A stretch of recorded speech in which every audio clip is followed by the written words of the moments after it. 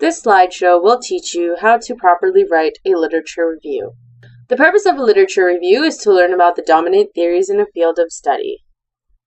It is important that you avoid proposing research that has already been covered in detail. In a literature review, you synthesize information taken from various academic sources to inform your reader of the leading arguments in a given field. A literature review is written in an academic style. There is no use of I, me, or you. A synthesis of researchers' conclusions that fairly portray the leading theories in a given field. It's written from an objective perspective. And a literature review is an opportunity to demonstrate that you understand the key concepts and arguments within a given field of research. A literature review is not your opinion. No arguments here. A literature review is not a summary of several articles. It is taking points and using several articles to support each point. It is not a persuasive paper, and it is not written in a narrative or conversational style. The first step to writing a literature review is picking your topic subject. Narrowing the topic to a specific question helps your research even further. For example, writing a literature review on poverty in Hawaii is too broad. A more suitable topic question might be, how has the poverty level on Oahu changed over the past 10 years, and what factors might be responsible for this change? A note of caution. Ensure that you pick a question that will have enough research. Avoid obscure and niche topics. For example, if you wanted to determine the relationship between schizophrenia and teen pregnancy, that might be a bit too obscure to find enough published literature. Okay, gathering your resources.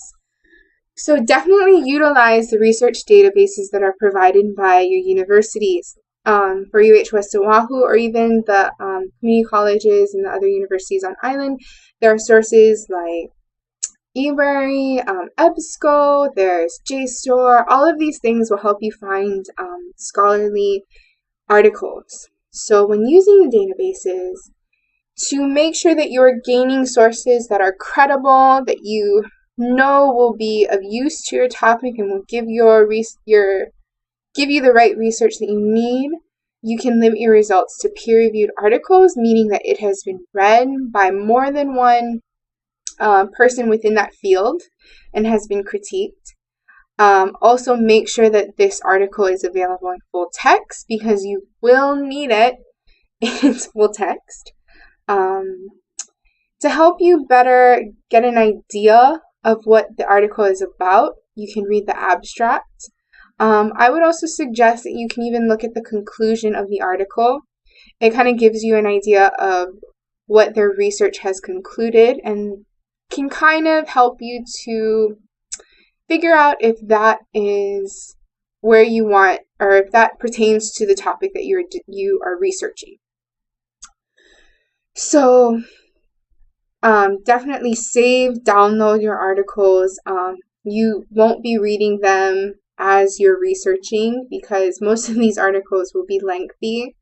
So definitely save them, put them away, file them, and when you do, a little trick to saving them is you can file them under the author's last name, the year it was published, and just the shortened version of the title.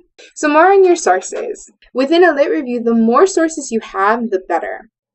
Like it says, you should make a reference page. As you make these reference pages with your downloaded sources, it will help you when you actually have to make your reference page. With that in mind, I would also suggest that you can, while you're making this, you could use that reference or that citation and start putting little bullet points, like an annotated bibliography, making notes on what the article is about, maybe pulling some quotes, pulling some main topics, and it will help you later on, because then you can kind of compare the different sources that you've gathered and see, hey, okay, this person also said something like this person. So maybe I should look at, talk about this in the literature review. Because again, you're not summarizing, you're synthesizing, and you're going to want more than one source within your paragraphs. You're going to want to bring in multiple supports, because again, this is not about you. It's not your argument. So the more that you bring in your sources, and the more that you bring in other authors' research, it definitely makes your literature review that much more credible. The bulk of the work is reading. So literature review, obviously you are going to be doing a lot of reading. I would even argue that it's more than 75% of the work.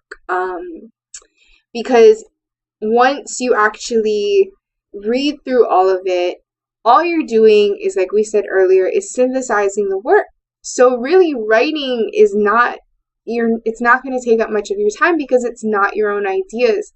It's synthesizing and structuring that's going to take up any time when you write. And again, like the notes that I was talking about, using an annotated bib or writing these things out, if you have all of that, it's pretty much just piecing things together. And just on a side note, read each article carefully. You want to be sure that you are picking up on whatever research is being done, whatever conclusions are being made. And this goes for all of them. You want to make sure that you are reading through and understanding what each author is trying to convey, what researcher is trying to convey. Outlines are very useful, and especially when you're doing a literature review, because it really gives you the structure of your paper.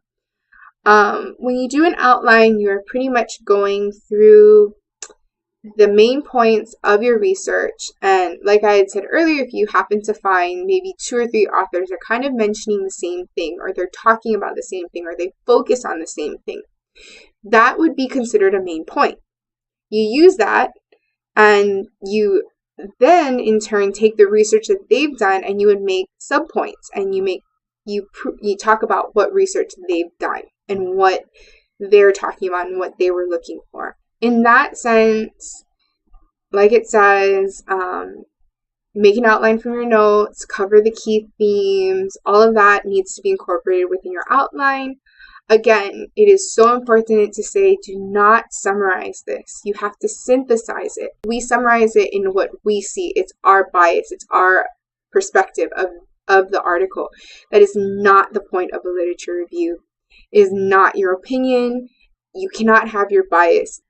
So finally, now that you've done all of this, and you've done an outline, and you've read a million articles, you can begin writing your paper. And that is probably going to be the easiest part, is just structuring, is putting it together and piecing together what you have, because you already have all of the notes, you already have all of the research, and you already have an outline. So really, it's just transition statement, sentences, and it's just, piecing it together, making it cohesive. That's it. And that should be the easiest part of this thing.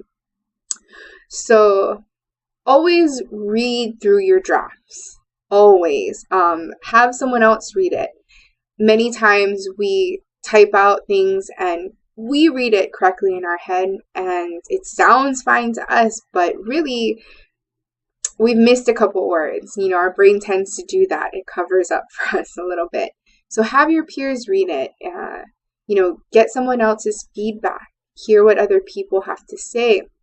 Don't be worried about the criticism. They're just there to help you and make your paper better. So pretty much that's the end of it. So I think that's it. Good luck.